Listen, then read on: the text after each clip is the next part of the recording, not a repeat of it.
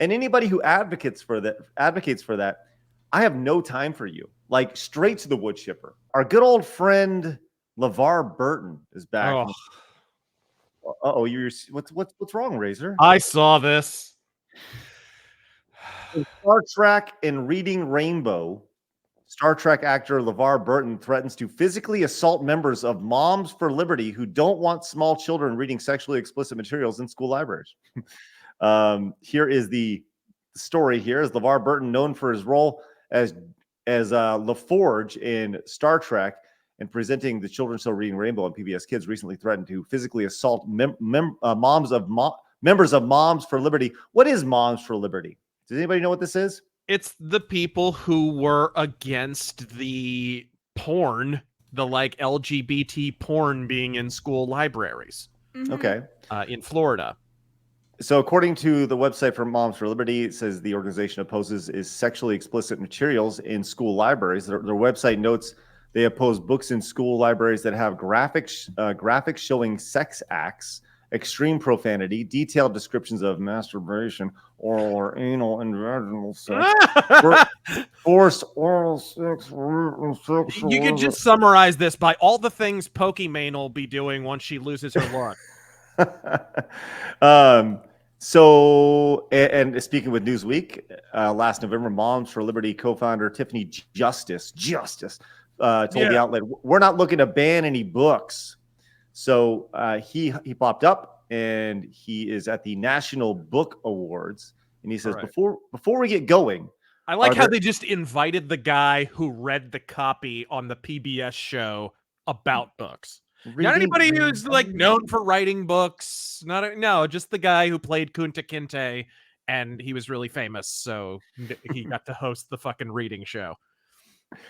So according to Publishers Weekly, which you can find this video online, LaVar Burton hosted the National Book Awards in opening ceremony, stating, "Before we get going, are there any Moms for Liberty in the house? No? Good. Then hands will not need to be thrown tonight." LaVar Burton is threatening to kick the shit out of Moms for Liberty. Man, he is passionate about his fellatio scenes in children's literature.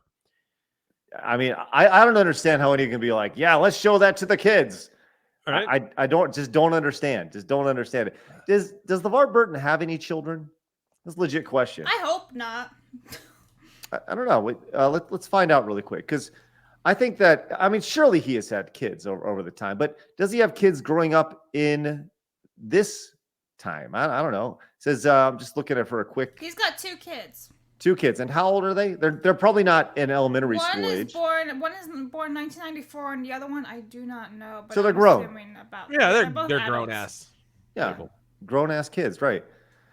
So I don't know. This is at the National Book Awards, which I don't know if that's a prominent book award show. I would imagine it's called the National Book Awards. Their branding's on point, I guess. Right.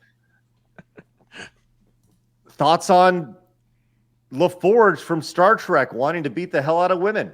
Yeah, misogynistic asshole.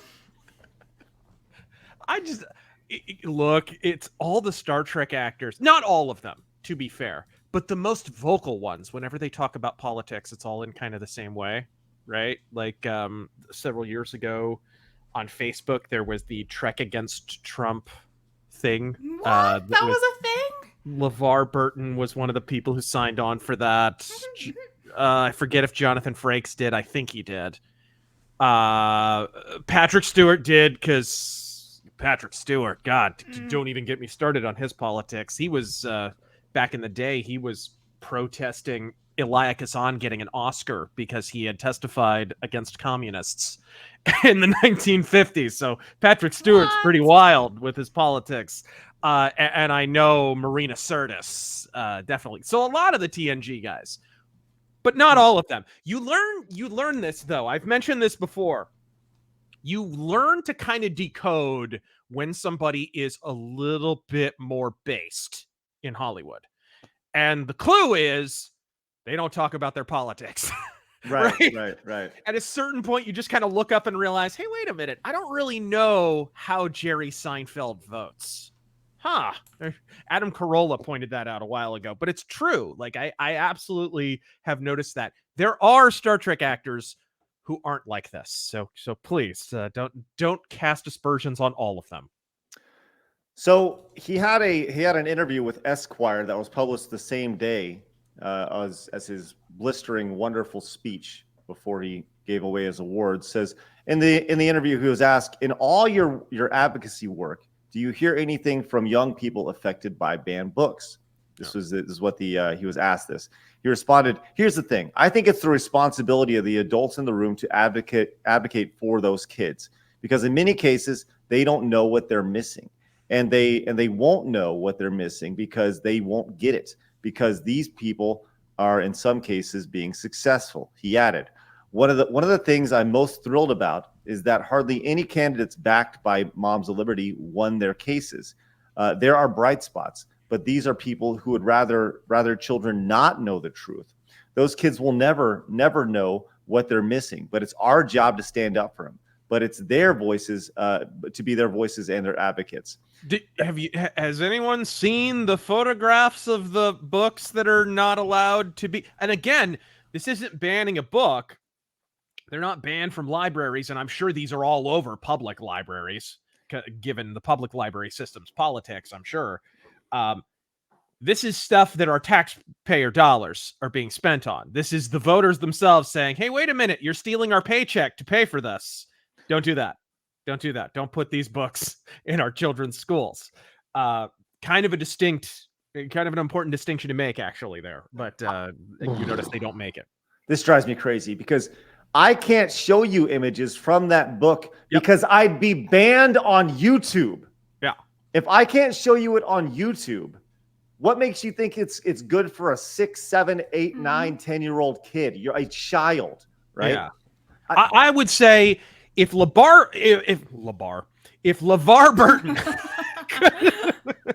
if LaVar Burton can read some of the stuff in those books, I mean, there were vivid depictions of chicks like doing it and all kinds of stuff, and it was vivid. It was not obscure at all. If he reads this and then would honestly say before rolling video cameras, hey, I would love to hand this off to a kid. I'd like someone to show up at his house, someone from the authorities, make sure there's not like a crawl space full of Cub Scout corpses or something. Like, fucking seriously. If he's cool with that, just handing that off to any old kid, you should be on like a watch list or some shit. The idea that if I was to give my kids a Penthouse magazine, right? And I said this the other day, and I stand by this. If I was to give my kids a graphic porno or show them a movie or show them the sex acts, right? And be like, you got to know these things. I would be carted off so quick to jail, so fast. Unless, of course, you were dressed as a woman. Right. But the idea that, well, it's okay. They need to know these things. They need to know them. There's appropriate times for these kids to learn these things. And that's when they're adults, right? You're like, hey, these are two women scissoring, right? This is how you give a blowjob. Like what the fuck are you talking about? No 8-year-old needs to know that. That's the most insane. It is. It's disgusting. And anybody who advocates for that, I have no time for you. Like, straight to the wood chipper. Throw them right on in. Yeah. No interest in it. I mean, look, this.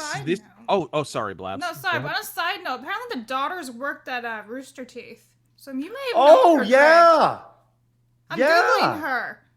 Yes, she did, didn't she? Yes. That explains a lot. And everybody hated her. Yes. Everybody hated her. I forgot about that. She apparently left because of racial issues at the company. She was stirring up crap. That's right. All she was doing was complaining. She left. God, remember Rooster Teeth? They'll be gone soon.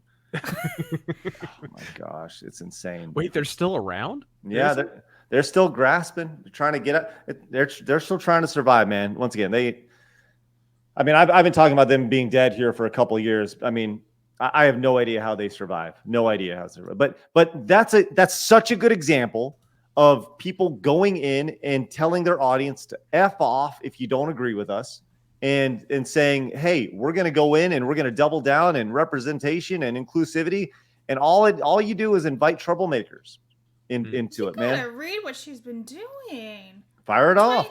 In 2019, she joined an Overwatch League, but then left in 2020. I wonder why. She hosted multiple D&D events for Wizards of the Coast. Oh, that explains a lot too. Right. Then she began co-hosting the web series Critter Hug in 2020 for Critical Role Productions. She was a speaker at Ubisoft's monthly Black Game Pros event in 2020. That was a thing. But what do you think about this? Leave us a comment down below. We read every single one of them. Also, make sure you hit the subscribe button because you have found your home for common sense in the gaming and entertainment worlds.